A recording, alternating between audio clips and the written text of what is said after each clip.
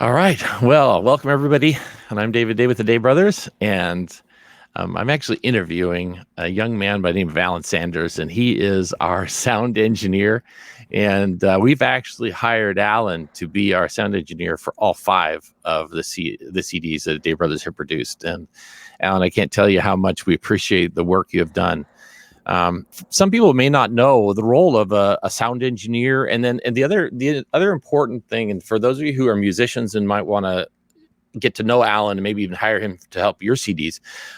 He also brings something very powerful to the table that we have come to appreciate immensely, and that's his role as a studio musician as well.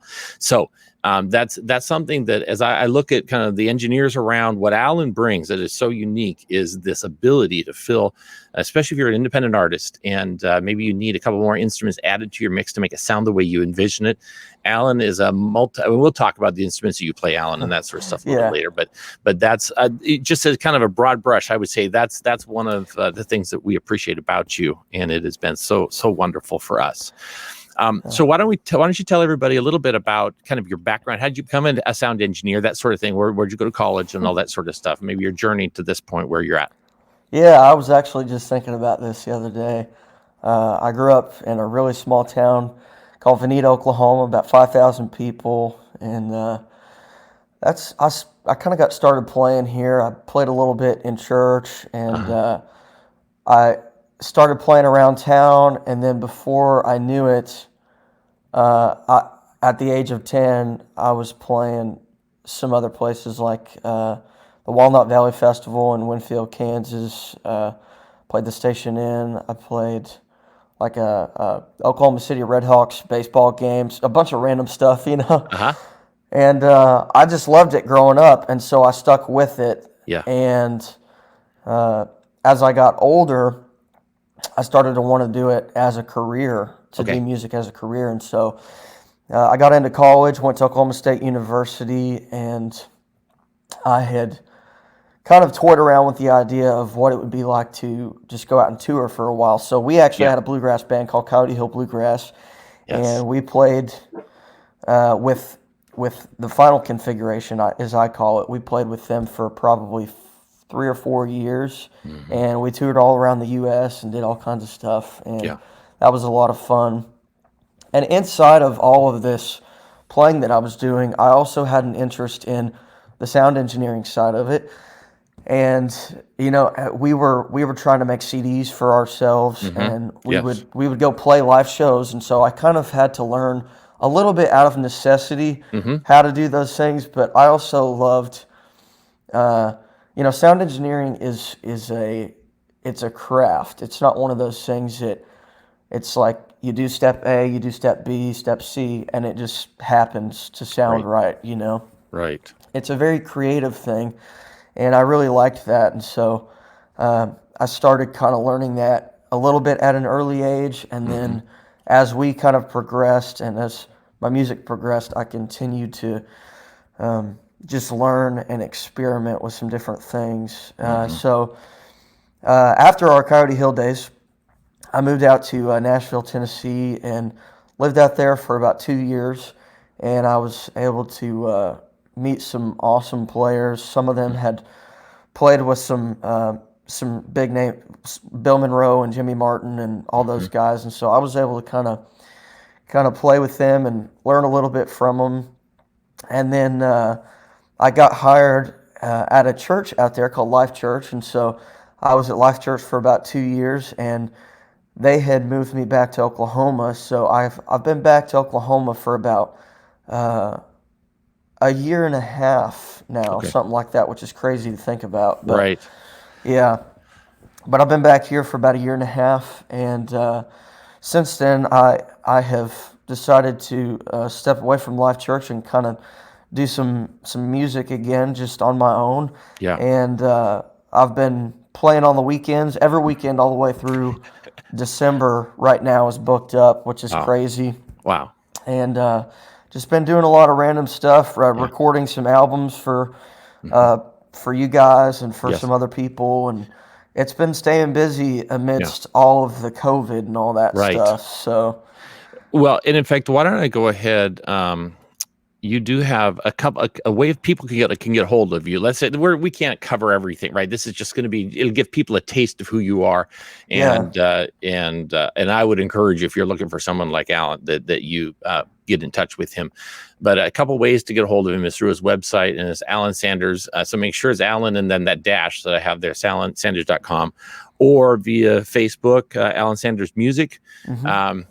Another thing, Allan, I probably should mention is the artist series with Allan Sanders. Yes. So your YouTube channel, I'm really enjoying it. Now I'm finding there's a lot of, at this point, you've pretty much focused on the musicians in the Veneta area. Now you've interviewed Daniel, who obviously is one of the Day Brothers, which is fantastic. And so if you want to go to his thing and find the interview in September that he did with Daniel, Joey Lair. So I know some of these people, even though they're from Veneta. So I love what you're doing. I love that. And I can see that channel developing into, more than just Veneta as well, because I think there's a hunger and a thirst to get to know people and get to know them.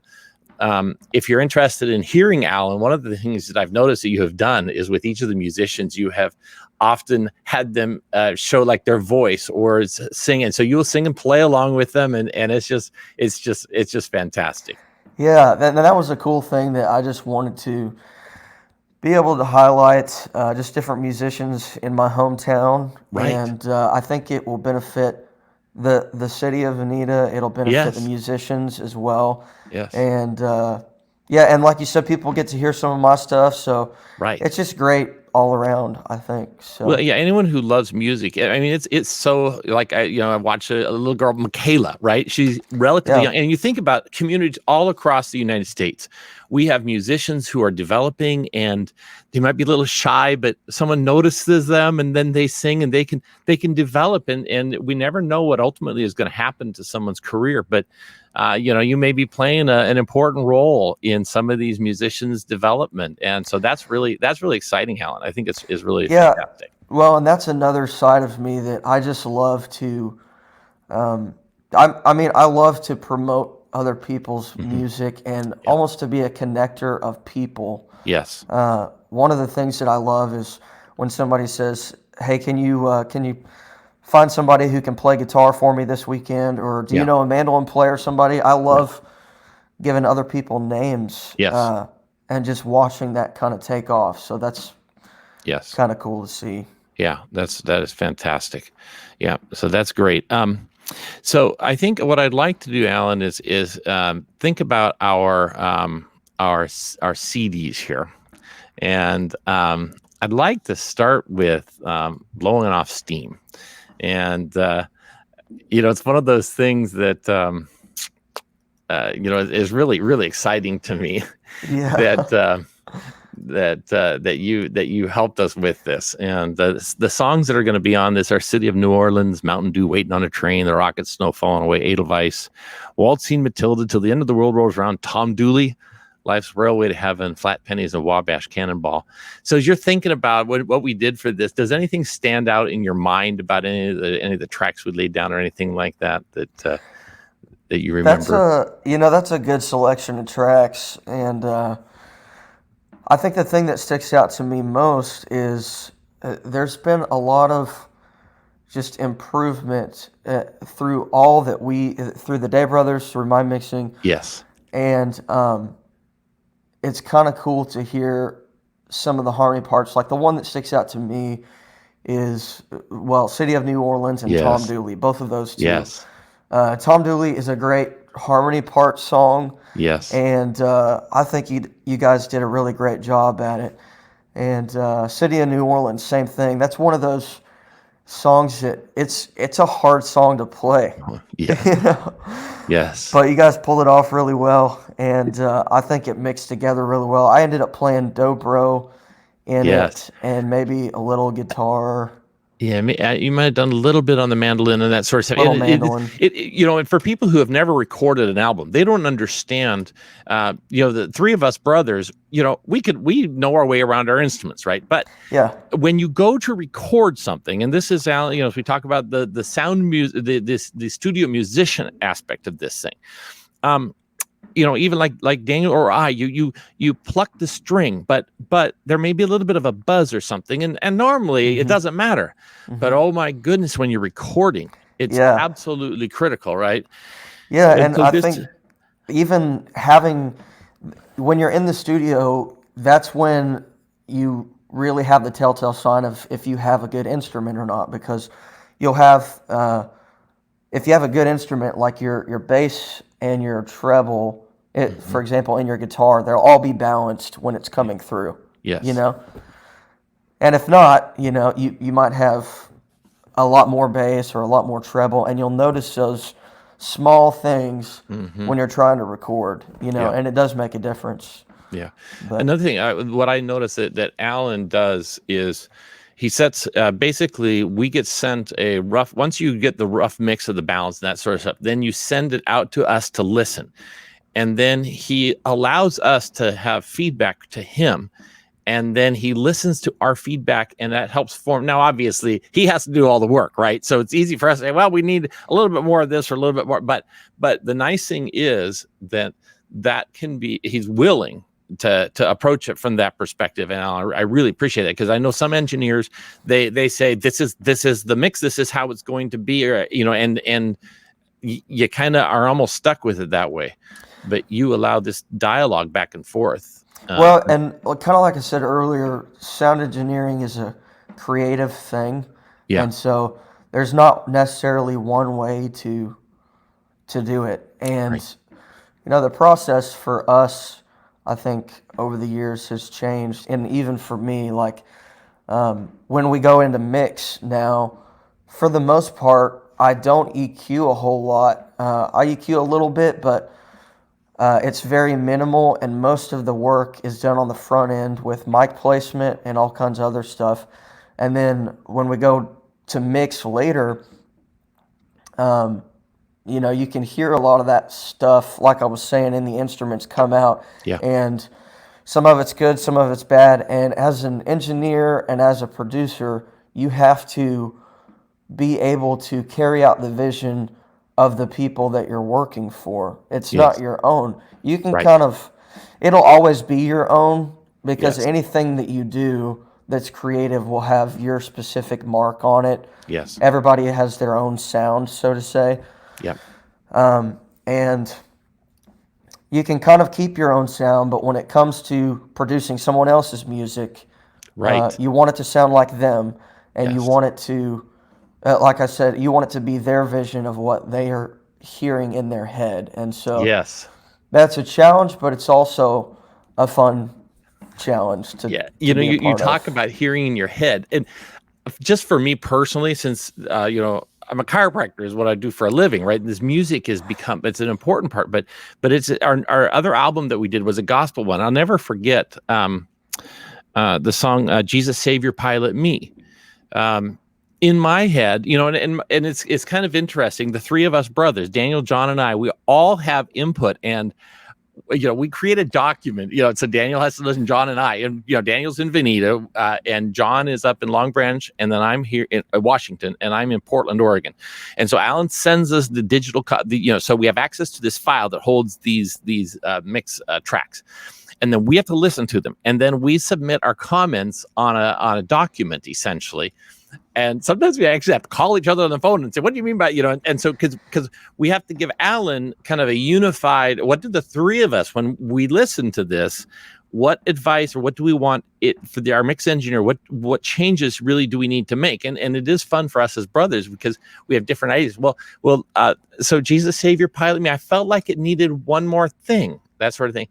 And so Allan was able to add a dobro part, because we were talking a little bit, and I remember, when I've heard Daniel and Allan perform that song, and they do something, and it's got our arrangement didn't have quite what I had in my head, right? Mm-hmm. And I didn't even know what it was, and so I said, I just played like a guitar, just a crazy something like that. Well, no, that wasn't really what it was, but they could tell that I was missing something, and so Allan took that, and what he played was nothing like what I had sent, but it was exactly what I wanted to hear, right? I couldn't make the instrument do what I wanted, and so Allan was able to say, "Oh, I know what and you did it." So, what instruments because I mean that's a good example. I mean, his Embrace, we've got Gone Away, River of Jordan, Where Could I Go But to the Lord. They're Holding Up the Ladder. Well, like, so you're adding in banjo. So any banjo on our tracks you play. Mm-hmm.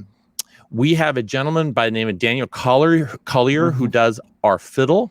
And I may even call him up sometime because I think he's releasing some albums and he's doing some work in EP and so forth himself too, right? So yeah, he's going to have 2 albums coming out in the next few months, probably. in the next few months. See, that's okay. That's great. As we do that, we'll need to let people know about those because he's an amazing fiddle player, right? But he is. You play. So in addition to the banjo, you can play mandolin, guitar, dobro. Mm-hmm. Octave mandolin. Octave mandolin. You know? I do other things outside of bluegrass as well. Okay. I do.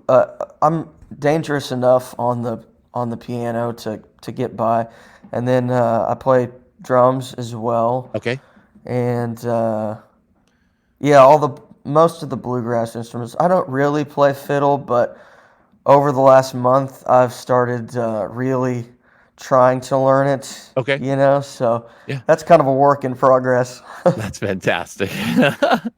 I love it. Well, and it's so exciting to see because as an engineer, if you need to, you might have a fiddle plate, but you might need a note to be extended or something like that you can then, if you can play it, you can insert that in and no one would know the difference, essentially, that type of thing, right? You can you can make it fit the need of the mix at that moment. So yeah, that's fantastic. Yeah. So you're at this point planning on staying in Veneta at this point, but are you looking at, are other options open to you, or? Yeah, I'm always open to different options. Over the last 3 or 4 months, like I said, everything's been staying pretty busy, which is insane in the midst of everything that's going on. But yeah, if we keep playing on the weekends and keep being able to do what we love, I'm gonna stay around here for a while, and yeah, if things kind of start to fizzle out a little bit, I'll just have to kind of find where the music is, right? Go where it's at, So well, and it is interesting thinking about. I mean, Veneta, like we flew, basically John and I flew to Veneta so you could record us there, right? And so if you're a band, there's nothing stopping you from flying for a week and recording all your tracks and then go back to where you came from, right? And you can do everything. Yep. You did everything else. It didn't matter that I was in Portland and John was in Tacoma, right? So Veneta is a very affordable place to travel to. And, that would be kind of, if you're trying to create an environment where you could be creative and let your music unfold, it's a wonderful, wonderful thing. So I think that's fantastic, Allan. I'm really, really proud of you and really appreciative of what you do. So I've gone ahead and put Allan's information here once again. And so the best way through his website, Allan, then with that dash Sanders. I think if you put underline, you end up with a medical doctor who's Allan Sanders. So to make sure, the way I have it here is how you're going to want to do it. Yeah. And through his Facebook page. You're on Instagram. I mean, you do other stuff too, but this is probably the best way for people to get a hold of you, right? Yeah, so, both of those. Yeah. So anyhow, Allan, thank you so much. And we've enjoyed working with you, and it's been fun to be part of not only our development as a band, but yours as an engineer. And it's so wonderful to work with you, and we're looking forward to future projects as well. So thank you so much, Allan. Yeah, thanks, David. I appreciate you all. And thanks for having me on here today too. So. You betcha. All right. Thanks. Thanks.